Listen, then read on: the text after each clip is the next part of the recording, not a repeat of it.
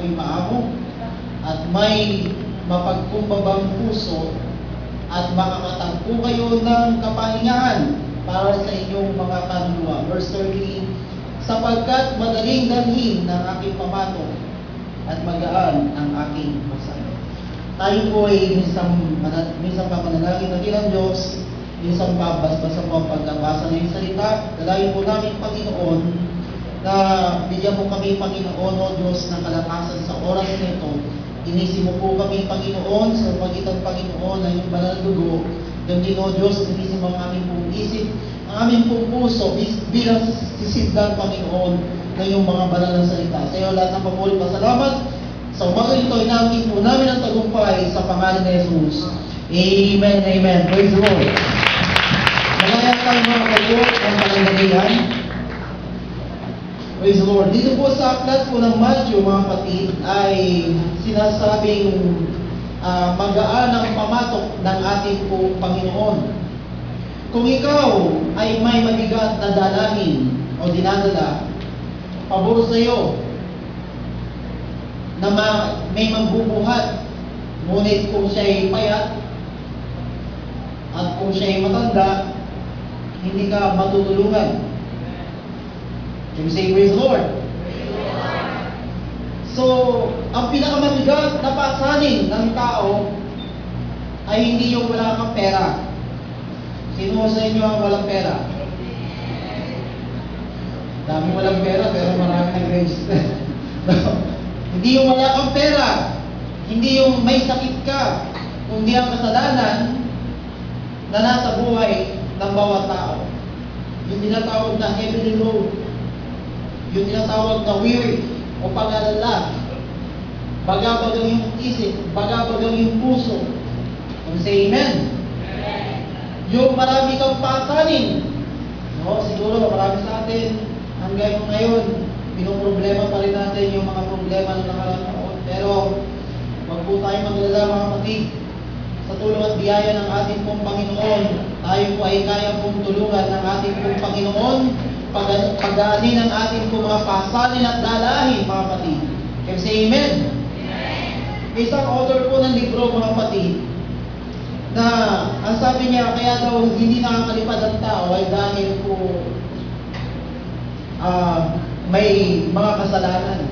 Hindi kagaya ng ibon na nakakalipad. At makita po natin na sabi po sa Buddhism na ang kasalanan ay greed. Tinatawag nilang greed o kasalanan sa kapwa. Sa Kristyanismo, ang kasalanan ay kasalanan di lamang sa kapwa-tao, kundi sa kasalanan sa Diyos. Dito po sa aklat po ng Roma, Kabanata 8, talatang 7, ganito po ang ating po masusubukan at mababasa. Sapagkat ang kaisipan ng laman ay pagkapuot laban sa Diyos, sapagkat hindi ito nagpapasakop sa kautusan ng Diyos, hindi nga maaari. Alam niyo po, mga kapatid, may isang istorya ng bata na nahulog po doon sa balon na iigibat po ng tubig. Ang sabi po nung Buddha, bata, isipin mo kung bakit ka nahulog yan. Pero nung dumating ang Panginoon sa Jesu Cristo, ang sabi ng Panginoon, bata, intayin mo ako diyan, ako ay bababa. So, ibig sabihin, mga kapatid, kung tayo po'y lumalapit sa ating pong Panginoon na may isang pusong dalisay, mga kapatid, may pagpapakumbaba, dagian po tayo sa sakluluhan ng ating pong Panginoon, pagdadaanin ang ating pong mga dalahin sa buhay. Can you say amen? Anong basihan ng ating pong confidence? No? Walang iba kundi ang ating pong Panginoong Hesus Kristo. That every time, mga kapatid, na nararamdaman natin ang Espiritu Santo ng ating pong Panginoon, tayo po ay may kagaanan sa ating pong isip, may kagaanan tayo sa ating pong puso, malaya tayo nakakapagpuri sa ating pong Panginoon, malaya tayo nakakapakinig sa salita ng ating pong Panginoon na nai-enjoy natin ito, mga kapatid. Amen? Praise the Lord. Sa oras nito, mga kapatid, tayo po natin tatayo. Ang sabi sa atin ng Matthew chapter 11, let us come to the Lord, mga kapatid, sapagkat ang Diyos lamang ang may tanging paraan upang pag-aanin, mga kapatid, ang bawat bagay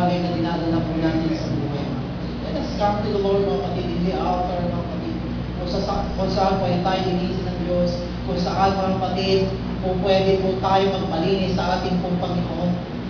In the name of Jesus, hallelujah. Let us worship the Lord, hallelujah. Let us sing the song that says, our first word. Ang puso ko'y dinudulog sa'yo, nagpapakumbaba, nagsusumamo, pagdamahin mo, ikaw ay mamasdan, makahilig ka, sa'yo ay pulihan. Ang puso ko'y dinudulog sa'yo. Pwede ba tayo lugar kung saan tayo makakalood sa ating pong Panginoon? Bago natin pasimulan ang gawain ito, pasimulan po natin mga kapatid na naiaalay natin ang ating mga sarili. Hallelujah. Bilang buhay sa harapan ng ating Diyos buhay. Sa'yo ay pumisan,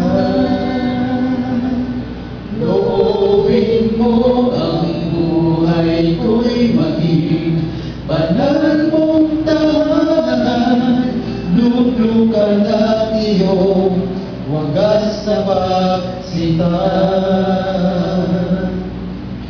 Daluyan ang walang hanggang mga papurit pagsamba, maghari ka, O Diyos, ngayon at kailanman. Minamahal kita, minamahal kita, sinasamba kita, sinasamba kita. Kapag people sa aking buhay, manalangin sa Panginoon.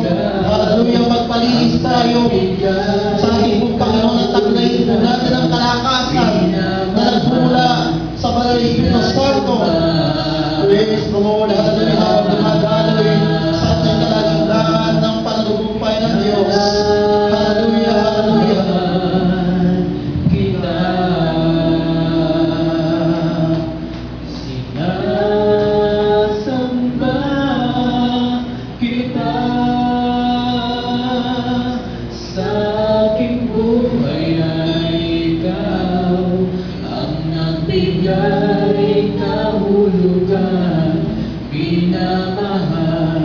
Sinasamba kita.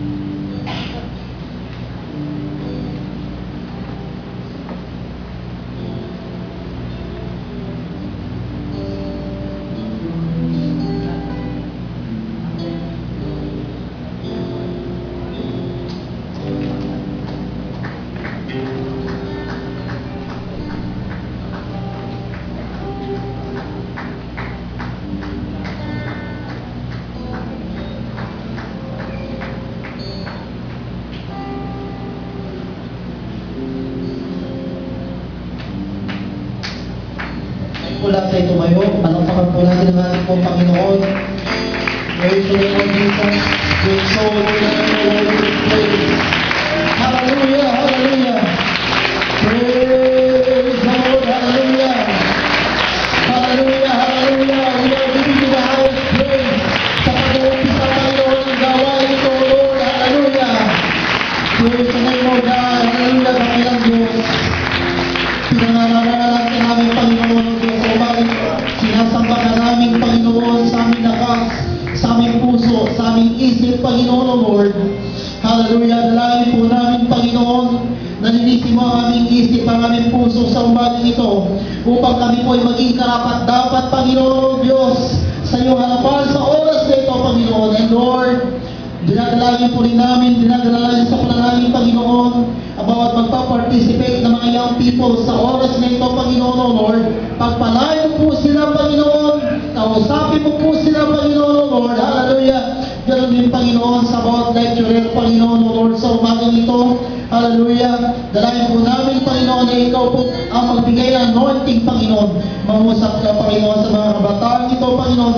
Use every lecturer, Panginoon, O Diyos, sa oras na ito, according to your will and purpose, O God. Dalayan po rin namin, Panginoon, ang lahat ng hagda, Panginoon, O Lord, sa oras na ito ay amin pong sinasaway, Panginoon, sa kapangyarihan ng iyong banal na pangalan.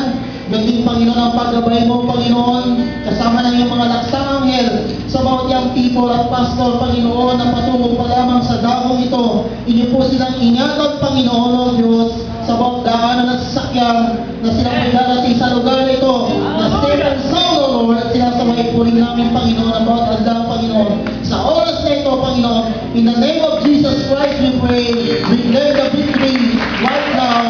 Amen, amen. Praise the Lord. Hallelujah. At sa oras na ito, tinatawag po natin ang ating First Sectional Day President, Pastor Alvin Abejero. Praise the Lord. Praise God. Pwede na kayong makaupo. Pwede ba akong mag-request na yung mga nasa... May nakaupo na ba dyan? Punuin lang po natin kasi ang pangit kong tignan pag ito po ay bungi-bungi. Diba kayo ayaw nyo ng bungi?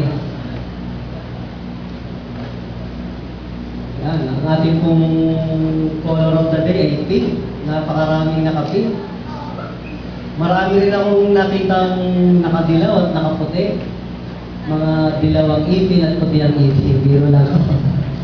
Praise God. Everybody say praise the Lord. Praise the Lord. Aba, parang hindi to mga young people I said everybody say praise the Lord. Praise the Lord. Ayan.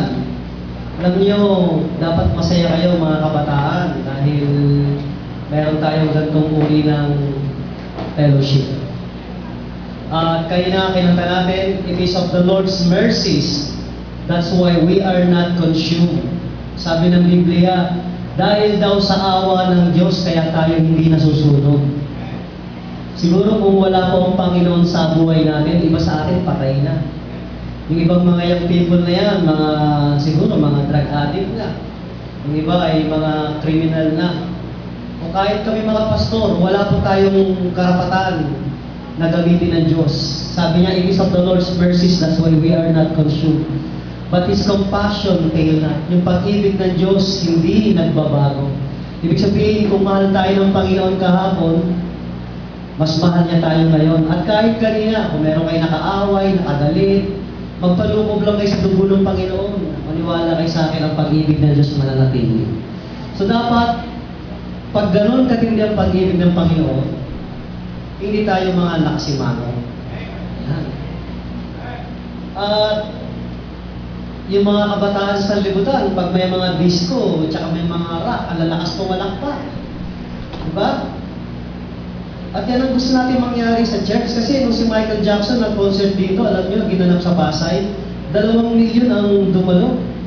Pinapakita pala si Michael Jackson, den. Yung mga kabataan, namamatay na, may inimatay na, may tumitirik pa ang mata, naninigas taas, may lumuluwa, may pumapa. Si Michael Jackson yun.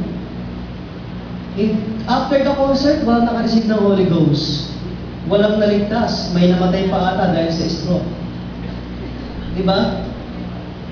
Si Michael Jackson walang magagawa sa buhay niyo. Ngayon, ang Panginoon, siya yung hari ng mga hari. Sinabi kayo ng Panginoon, sabi ng iba, sandali lang, sabi ng iba, pares na ba? Palakpakan natin ang Panginoon, sabi ba? Gusto niyo ba ang maging MC natin ay sila Piolo Pascual, para pumalakpak kayo? Hindi naman kailangan yun eh. Kung sino po yung talagang nagpupuri sa pasimula ng gawain ito, hanggang sa matapos, bago mag-altar calling, yung mga unang pupuspusin ng Holy Spirit.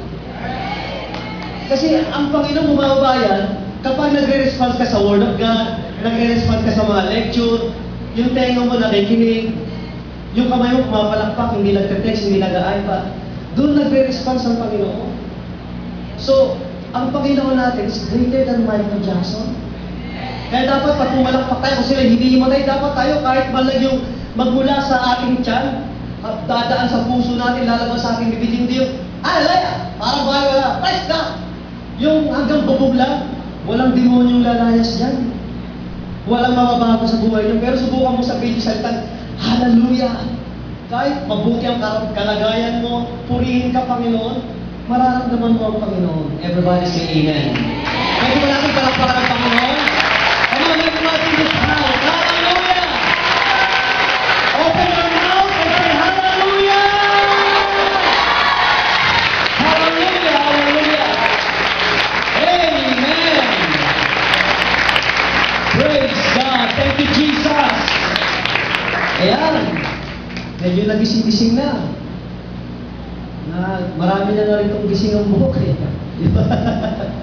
Purihin ng Panginoon. So, natin pala ng iba nating kapatiran. Sa araw pong ito ay magkakaroon po tayo, bibili ko ito, ibabalik ko po sa ating officers of the day, kay Pastor Danny. Yung nagsalita po ito kayo ng ating District Youth Secretary, si Pastor Darrell Mundo. Ngayon po, ako po ay, ito po yung muling araw ko bilang isang Youth President dahil dahil ako po ay matanda na. Pagsak na po ako sa qualification ng age. Ako po ay 42 na. So ako po ay nalipat sa mga tatay. So, ang ating po papalit na yung president ay andyan na. Pastor Louie, magpakita na. Where are you? Yan. Yan po, mas guwapo, kamukha ni Ninyo Mula. Praise God. Mas, yan po ang papalit nating district youth president, sectional youth president. So, ito pong seminar to, naniniwala ko ay may matinding pagbabago. Alam niyo po kung bakit? Unang-una, sa date pa lang, ang daming pagbabago. December 27, sana, just sabi na meron pong gawain sa lugar na to. Naging December 29, sa December 29, meron atang 4 o 5 church na mag-anniversary. So, kinansel natin. Ginawa natin January 5, salamat sa Panginoon at natuloy po yung ating gawain ngayon. Ang purpose po ng ating seminar ay ang bawat isa malaman talaga natin kung gaano kahalaga ang kaligtasan. Kasi marami ito dumadalo, hindi nila alam bakit ako nabautismuhan sa tubig, bakit ba ako kailangan tumanggap ng Holy Ghost, bakit ba kailangan lumuhod sa altar, bakit ba kailangan ko magpuri, hindi natin alam yung ibang kabataan. Pangalawa, bakit ba mga kabataan dito mahaba ang buhok, ang lulosyan? Pag di natin maunawaan yan, ang tingin natin sa ang lulosyan, mga pangit. Di ba? Pero pag naunawaan natin yan, ang tingin natin sa iba naman na walang kahabaan ng buhok, ay sila yung mga wala sa ayos. Tatandaan niyo po, ang Diyos ay Diyos ng kaayusan. No? Hindi niya nilagay yung mga bituin dito sa lupa, nilagay niya sa taas, maayos lahat yan, pati yung dagat, yung puno, alam nila lahat yan. Kaya yung pagpapahaba ng buhok ng mga kababaihan, yung mga paiging disente ng mga lalaki, yan po'y simbolo ng kaayusan ng ating Panginoon. Ngayon, yan po'y tungkol sa kabanalan. At higit sa lahat, ituturo din sa atin sa seminar na to, yung tinatawag natin, bakit si Kristo lang ang Diyos? At bakit ba isa lang ang Diyos, maraming reliyon? Nagkakamali po kayo. Sa Biblia po, isa lang ang reliyon. At yun ay yung mga turo, ang reliyon ng apostolikong pananampalataya. Yun ang tuturo na meron lamang isang Diyos at ang tuturo ng bautismo sa pangalan ni Jesus. Yun lang po ang reliyon sa Biblia. Yung mga exes, hindi ko na alam. Hindi ko sinasabing, Pastor, tayo lang pala ang tama. Hindi. Kung sino man yung nagtuturo na ayon sa turo ng apostoliko, yun po yung totoong reliyon. So malalaman natin kung sino ang nag-iisang Diyos. Bakit ba si Kristo, siya yung Ama? Bakit tumawag siya, Ama ko? Bakit si Kristo, siya yung napakot? Siya pa yung Holy Spirit. So aalisin natin yung mga katanungan sa inyong isip. Yan po ang purpose ng seminar ito. At sa hapon po, magkakaroon tayo tinatawag na Talents Day. Hindi po Talents Night kasi hapon yan. Magkakaroon po ng talent sa bawat magpe-perform po rito. Meron po rito siguro kakain ng buhay na manok. Di ba? Meron po rito kakanta, magdadrama, may tatapak sa bubog, wala naman sana. Ibig sabihin may mga magko-comedy. Yun po yung papakita ng bawat kabataan. So, bago po tawagin Pastor Danny yung first lecturer, nakikiusap po ko sa lahat ng president na may info. Pumunta po tayo sa likod, pag-usapan po natin yung setup ng ating gagawin mamaya.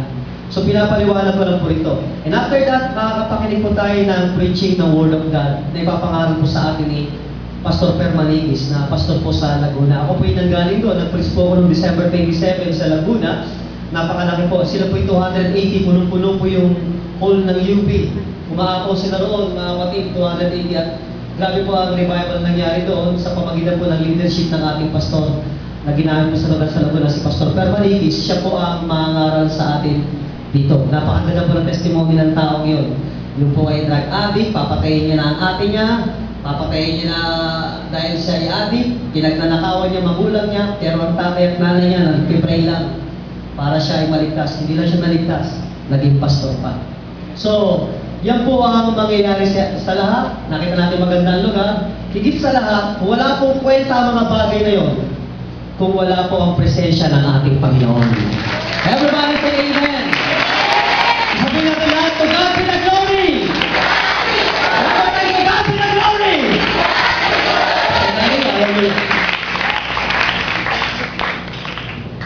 Okay, isa pang palakpak para sa Panginoon, mga kapatid.